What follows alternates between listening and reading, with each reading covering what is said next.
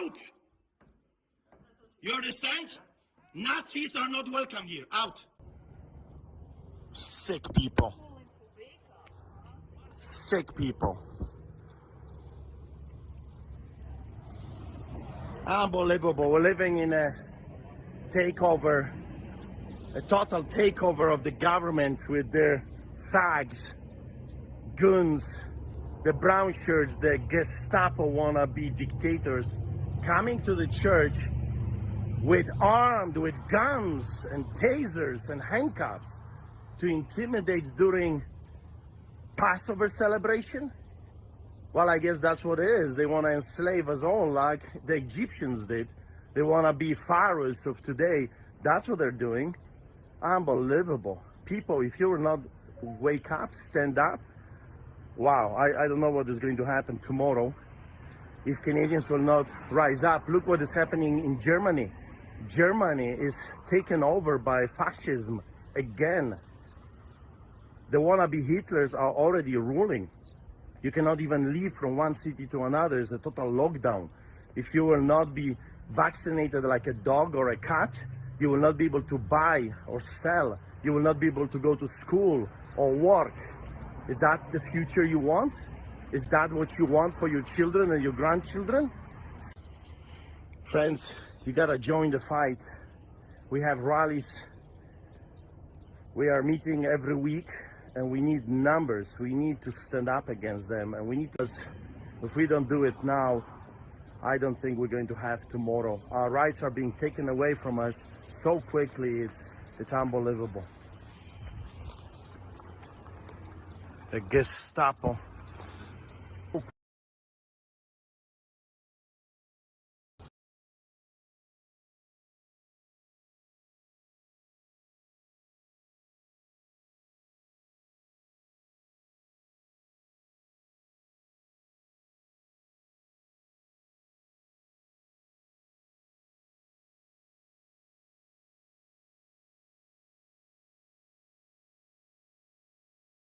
A lot of good Republicans and a lot of good Americans, in some cases great Americans, and we are working very hard. And a lot of things to do, plus I'm getting more involved. For a long time, years, I wasn't involved in the business. I'm more involved in the business. We'll see what I do with respect to that, but the business is doing well, and we're doing well. It's been 5.5 years of investigations and hoaxes, and I see something came out just yesterday about the Russia was a total phony deal, and they hate to admit it, but intelligence came out. They say that it was a hoax, just like everything else. So it's a sad thing.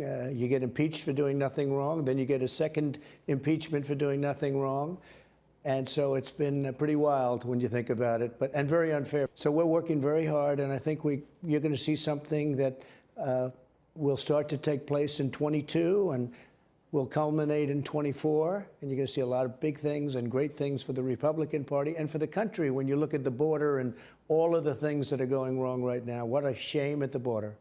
So he's going to be 79 years old. That is not old. I know many people in their late 80s that are just as good as they were years ago. I spoke to one who's 92 years old. He said, I feel better than I did 20 years ago. 78, 79 is not old. But he, look, I don't think it's even appropriate for me to comment on that. It sort of speaks for itself. I mean, people can make their own determination. I know that if it were me, they would be up and down going crazy, right? But I had an instance where on a slippery ramp, piece of steel, very steep and very long, no railings, no nothing, and it was pouring at West Point. And the last thing I want to do is go down, because when Gerald Ford went down, it was not good. Now, when Biden went down, the press didn't cover it. I mean, if you look at... Well, in fairness, his aide said that the wind, it was very windy, the wind might have blown him over. Did the wind ever blow you over when you were... Well, Air Force One is a very big plane, and usually what they try and do is shield the wind. You know, when they park it, you can turn it at angles, and so you don't ever have too much. I've never seen too much wind. You can get a little windy, but not the kind of wind that blows you over. But if you look at mainstream media, or as you say, lamestream media, They didn't cover that. If that were a Republican, in particular, if it was me, that would be the biggest story for the rest of the year. But let me. Well, something's going on because they never did this with me, that I can tell you. Nobody was tougher on Russia. And frankly, getting along with Vladimir Putin is a good thing. And I got along with him very well. The relationship was very good, very strong.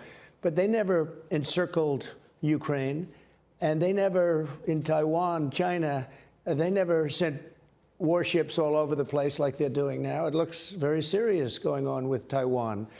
And that's a long way away. That's 9,000 miles away. They're right next to it. That's like, I mean, it's like very close. So now something's going on with Taiwan. Something maybe is going on with Ukraine. This never was a big subject when I was president. Wasn't at all. As far as North Korea is concerned, I have a great relationship with a certain man that's got great power over North Korea. And you take a look at Kim Jong-un and the relationship that I developed. That's a good thing, not a bad thing. Getting along with President Putin is a great thing. You know, we should be doing business with Russia. We should be getting along with Russia. Instead of forcing Russia to go into the hands of China, the worst thing you could do is put China and Russia together. And they're together. And they get forced together. The Russian hoax was very, very bad for the relationship that we would have with Russia. But I got along well with Putin. I got along well with President Xi until the COVID came in, or the China virus, or whatever you want to call it. When that came in, it was a hold. But we made a great trade deal. Our farmers are making more money than they've ever made. Wheat prices are the highest they've ever been. They're doing great because China's buying so much. This was the trade deal that we made. But after COVID, trade just didn't seem that important to me, and we did other things. But it was too bad. Let me go to you.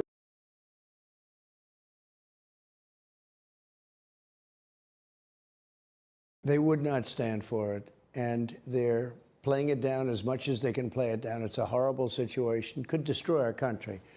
People are pouring in, but you'll see something as the months go by like you've never seen before. Already it's like you've never seen before. There's never been anything like what's happened at our border. And people are coming in by the tens of thousands. They're walking in. All he had to do is leave it alone. If he left it alone, we were setting record positive numbers, and people would have to come in legally. And you know, the other thing that people don't talk about, human trafficking and drugs. That's doubled, tripled, and quadrupled coming in because that's pouring in right now. Drugs are pouring in. We had it so tight. We were doing so well. All he had to do was leave it alone. Stay in Mexico was a big deal. You know, that wasn't easy to get. We went through court systems. We went through everything. The wall, getting the wall built, and the wall, we're up to almost 500 miles, and completing it was very easy. That was going to be just routine. It would have been done routinely. The contracts were already there, and the materials there. It was going to be done very quickly. And we got delayed for 2.5 years because we were sued by Nancy Pelosi in Congress not to build the wall. I won the suits. We won all of the suits. We won everything. And then they don't finish the wall. The wall is imperative. All of the things that go with the wall, the technology that goes into the wall and with the wall is so imperative. We had it down to a number that nobody could believe. And then all of a sudden I hear this. Now here's something else, that I stopped money going to 3 countries, and then you have Mexico, where I have a great relationship with the president. He's actually a great guy, different philosophy, but a great guy. He put 28,000, free of charge, 28,000 soldiers on our border to stop people from coming in. And if you look at Guatemala, Honduras, El Salvador, we were giving them $500 million a year, but they weren't letting us take back these incredible, whether it's MS-13, but horrible people, gangsters, drug lords, horrible. They wouldn't let them come back. So I stopped payment. I said, how much are we paying them? $500 million, very early on. And as soon as I stopped payment, they called, we would love to have MS-13 back in our country. They wouldn't let us. If a plane was flying over, they'd block the runways. If buses came in, they wouldn't let you into the country.